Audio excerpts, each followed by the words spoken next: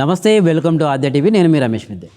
ప్రస్తుతం తెలంగాణలో కాంగ్రెస్ ప్రభుత్వం ఏర్పడి ఈ డిసెంబర్ 9తో ఏడాది పాలన పూర్తవుతుంది. అయితే ఈ లోపల ఎన్నో కార్యక్రమాలను కొన్ని ఆపేయడం కావచ్చు, లేకపోతే వాళ్ళు కొత్తగా తీసుకొచ్చిన వాటి మీద కూడా కొంత వ్యతిరేకత కావచ్చు, మనం చూస్తూ ఉన్నాం. అయితే ఇప్పుడు తాజాగా అటు తెలంగాణ ప్రభుత్వం ఏర్పడ్డ సందర్భంగా విజయోత్సవాలు చేస్తూ ఓవైపు సంక్షేమ పథకాలు అన్నీ నెరవేర్చామంటూ, అలాగే సచివాలయంలో, రాష్ట్ర సచివాలయంలో తెలంగాణ తల్లి విగ్రహ ఏర్పాటు మీద కూడా చర్చ నడుస్తూ ఉంది. విగ్రహంలో మార్పులు చేర్పులు చేయబోతున్నారని. ఓవరాల్గా ఇంతకుముందు ఉద్యమ సమయంలో ప్రతిష్ఠించిన లేకపోతే రూపొందించిన విగ్రహం కాకుండా ఎవరిని సంప్రదించకుండా ఈ విగ్రహం ఉంటుందని. మరి దీన్ని ఏ విధంగా తెలంగాణ సమాజం యాక్సెప్ట్ చేస్తుంది? అయితే వీటి మీద, సంవత్సర పాలనల మీద ముందు బీఆర్ఎస్ ఏ విధంగా పోరాటం చేయబోతుంది, వాటి కార్యాచరణ ఏంటి, వీటన్నిటి మీద మాట్లాడదాం. మనతో పాటు BRS senior leader Manne Govardhan ఉన్నారు. ఒకసారి ఆయనతో మాట్లాడి చేద్దాం. అన్న నమస్తే. అన్న చూస్తున్నారు, సంవత్సరం డిసెంబర్ 9 అయితే ఏడాది అయినట్టే. ఈ ఏడాది వరకు ఇప్పటి వరకు బీఆర్ఎస్ ఒక బ్రేక్ ఇచ్చినట్టు, చూద్దాం ఫస్ట్ ఒక 6 నెలలు వాళ్ళకు టైం ఇద్దాం అన్నట్టు.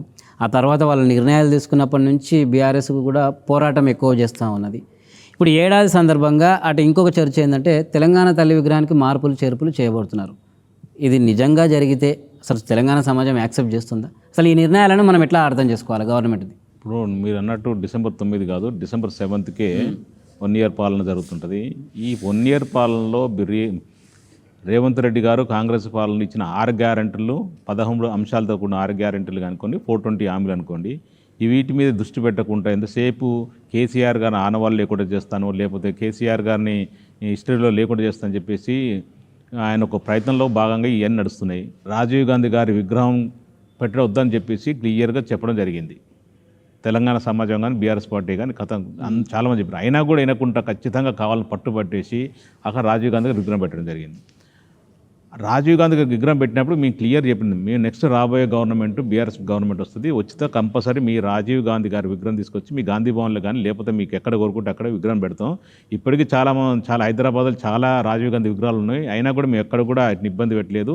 రాజీవ్ గాంధీ ఇంటర్నేషనల్ ఎయిర్పోర్ట్ ఉంది, అయినా కూడా మేము మార్చాలనుకుంటే మార్చేవాళ్ళం తెలంగాణ రాష్ట్రం వచ్చిన తర్వాత. అయినా కూడా మేము మన మాజీ ప్రధాని గారు కాబట్టి ఖచ్చితంగా మేము గౌరవించినాం. గౌరవాన్ని తగ్గకుండా ఎక్కడ చేయలేదు, ఇప్పుడు కూడా గౌరవిస్తాం, కాదనట్లేదు. కానీ మీరు కావాలని ఇంటెన్షన్గా తెలంగాణ తల్లి విగ్రహం పక్కనే అమరవీరుల స్తూపం, సెక్రటరియట్ పక్కన అంబేద్కర్ విగ్రహం ఇవన్నీ ఉంటే ఒకసారి ఏదైనా వరణ అందులో కూర్చుని ఏ పరిపాలన ఏ పార్టీ సీఎం ఉన్నా సరే అవన్నీ దృష్టిలో పెట్టుకుని పరిపాలిస్తారు. తెలంగాణ ప్రజల్ని, అంబేద్కర్ ఆశయాల్ని, అంబేద్కర్ ఏదైతే ఆశించిండో దళిత వర్గాలని, బడుగు బలహీన వర్గాలకి మంచి చేయాలని చెప్పి ఇవన్నీ చూసుకుంటూ పరిపాలన చేస్తారని చెప్పి ఒక మంచి ఉద్దేశంతో గత తెలుగు ముఖ్యమంత్రి కేసీఆర్ గారు పెట్టడం జరిగింది. దాన్ని తుంగలో దిగుతూ రాజీవ్ గాంధీ విగ్రహం పెట్టి ఆడ కావాలని చెప్పి అవసరం లేకుండా పెట్టడం జరిగింది. ఆయన అవసరం దాని పక్కన కొద్ది ముందు దగ్గరలోనే ఇందిరాగాంధీ విగ్రహం, ఇంకా కొంచెం సోమాజిలోకి వస్తే రాజీవ్ గాంధీ విగ్రహం, అట్లా చాలా ఉన్నాయి. కావాలని ఎట్టి పరిస్థితుల్లో కేసీఆర్ గారు చేసిన పనిని ఖచ్చితంగా వ్యతిరేకించి ఏదో చేయాలని చెప్పి ఒక ఆలోచనలో భాగంగా పెట్టడం జరిగింది.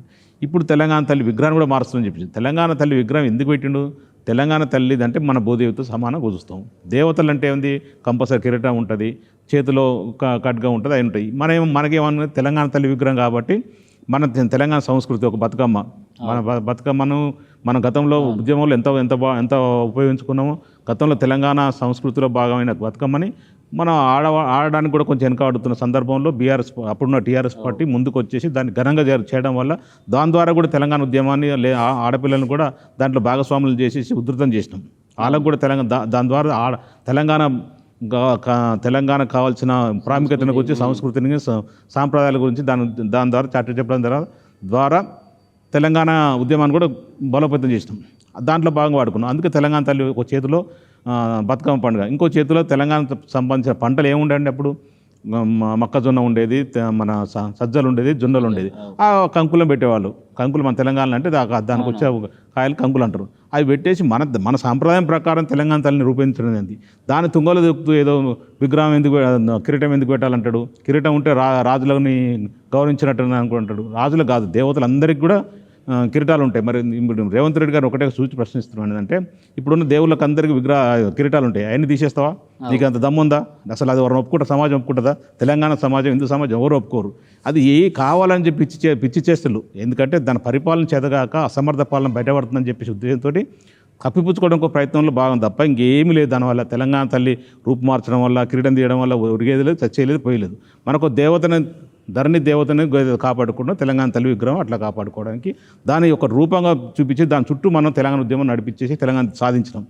దాని ప్రతిరూపం ఏంటంటే తెలంగాణలో అందరం కూడా తెలంగాణ తల్లిని గౌరవించేవాళ్ళు. తెలంగాణ తల్లిని చూస్తూ అందరూ ఉద్యమం చేయాలి, మన తెలంగాణ తల్లిని మనం కాపాడుకోవాలి, తెలంగాణ తల్లి సాక్షిగా ఉద్యమం చేసిరు, తెలంగాణ సాక్షిగా తెలంగాణ వచ్చింది, తెలంగాణ సాక్షిగా మనం 10 సంవత్సరాలు డెవలప్ చేసుకున్నాం, అంబేద్కర్ సాక్షి డెవలప్ చేసుకున్నాం. ఇవన్నీ ఏదైతే కేసీఆర్ గారు చేసినో అవన్నీ కూడా తీసేయాలని చెప్పేసి రూపుమార్చాలి ఒక ప్రయత్నంలో భావం చేస్తుంది తప్ప మేము ఏమంటారు అంటే తెలంగాణ సమాజం మొత్తం కానీ బీఆర్ఎస్ పార్టీ కానీ మీరు చేసిన 13 అంశాలతో కూడిన 6 గ్యారెంటీలు ఏమైనాయి?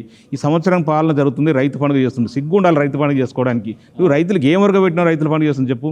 రైతు బంధు రైతు భరోసా చేసినావు, రైతు భరోసాలో అన్నీ ఎగ్గొట్టేసి కొంతమందికి దాదాపు 42,000 కోట్ల రూపాయలు 2 లక్షల రుణమాఫీ చేస్తానని చెప్పేసి లాస్ట్కి వచ్చి 31,000 కోట్లు అయింది. లాస్ట్ ఇప్పుడు నువ్వు చేసింది 17,000 కోట్లు, ఇచ్చింది 10,000 కోట్లే, ఇంకా 7,000 కోట్లు ఇంకా బ్యాంక్ 100% పూర్తి చేసినామని నిన్ననే ఆయన రైతు పండుగ సందర్భంగా 100% 2 లక్షల రూపాయలు 100% చేసేసినామని ఖరాఖండే చెప్తున్నాం. ఇగో ఆయనకి పిచ్చోని చేతులు రాయి ఏమని చెప్తాడు, అధికారం అతను ఉంది. ఈ పేపర్ పిచ్చి పేపర్లో ఆంధ్రజ్యోతి లాంటి పేపర్లో పిచ్చోళ్ళకి రాస్తూనే ఉంటారు.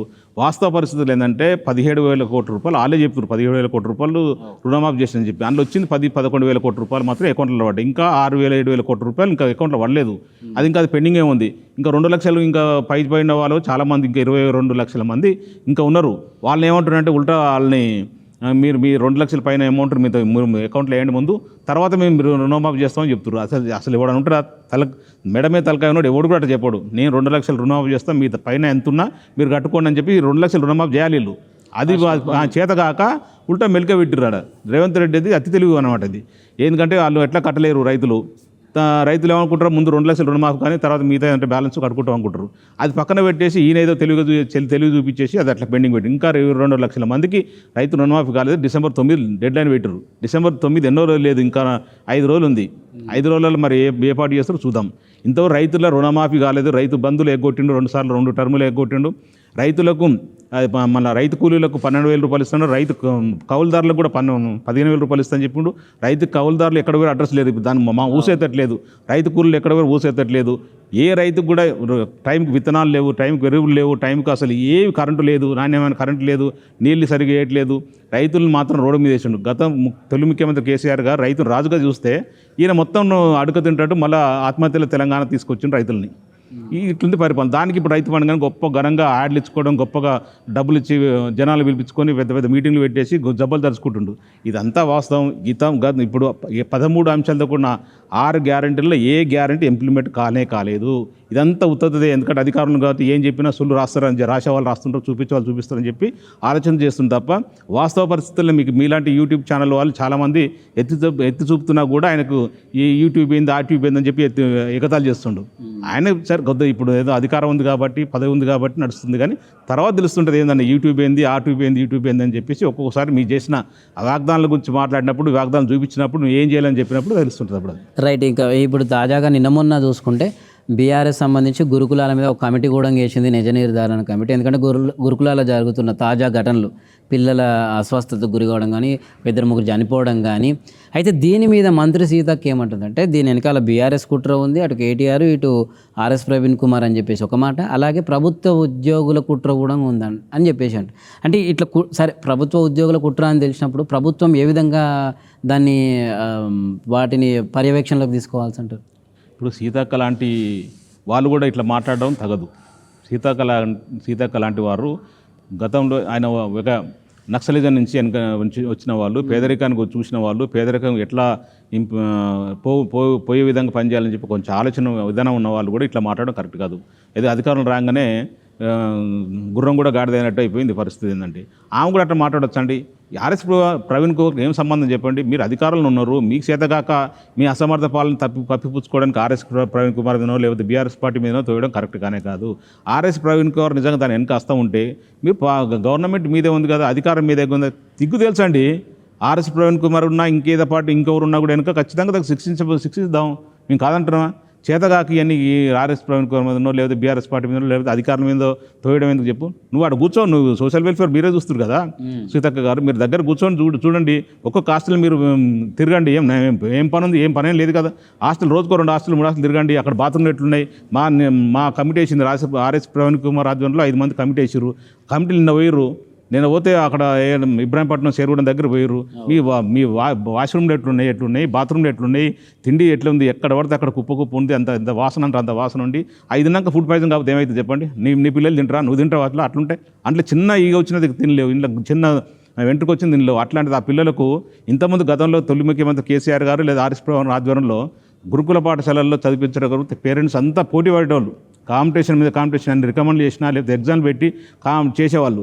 ఇప్పుడున్న పరిస్థితి ఏముందంటే ఉన్న పిల్లల్ని కూడా పేరెంట్స్ తీసుకెళ్ళిపోతారు. ఎందుకంటే గతంలో పాములు గడిచి చనిపోయిన జగిత్యాలలో పాములు గడిచి చనిపోయారు.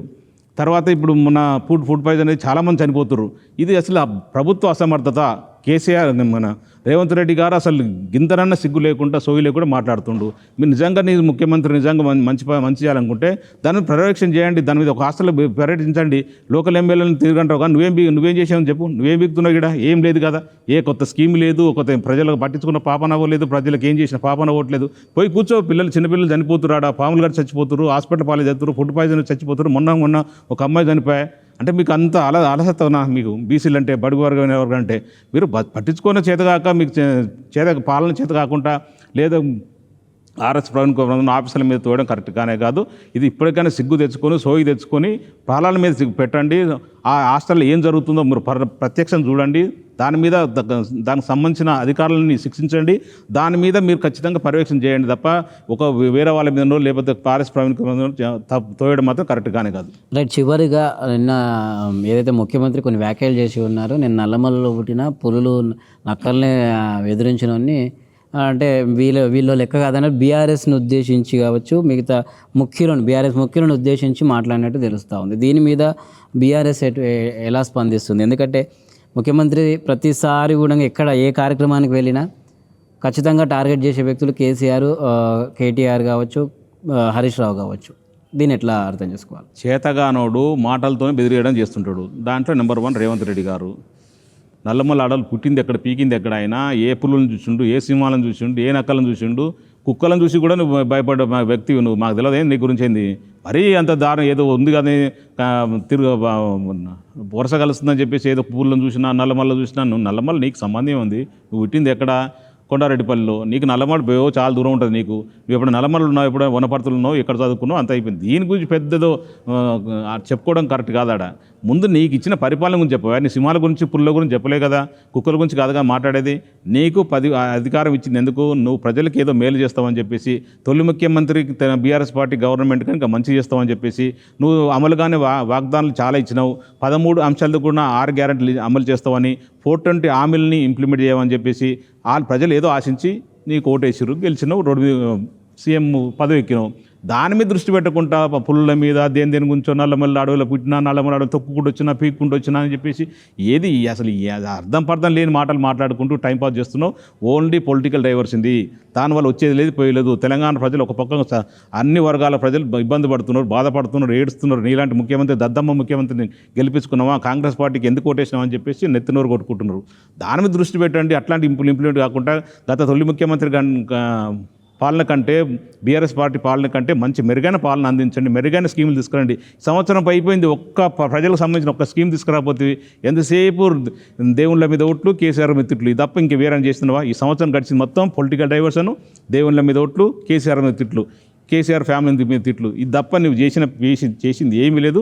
ఏం చేస్తావని నమ్మకం కూడా ప్రజలకు పోయింది. ఇక 4 సంవత్సరాలు ఎట్లా గడుస్తుందా అని చెప్పి అనుకుంటారు. మొన్న ఒక పెళ్ళికి పోతే అయ్యా ఇంకెప్పుడయ్యా మన గవర్నమెంట్ వస్తుందని చెప్పి అన్నారు. ఇంకొంది కదమ్మా 4 సంవత్సరాలు, ఇంకా ఈ దరిద్రం 4 సంవత్సరాలు భరించాలా అని చెప్పేసి ఒక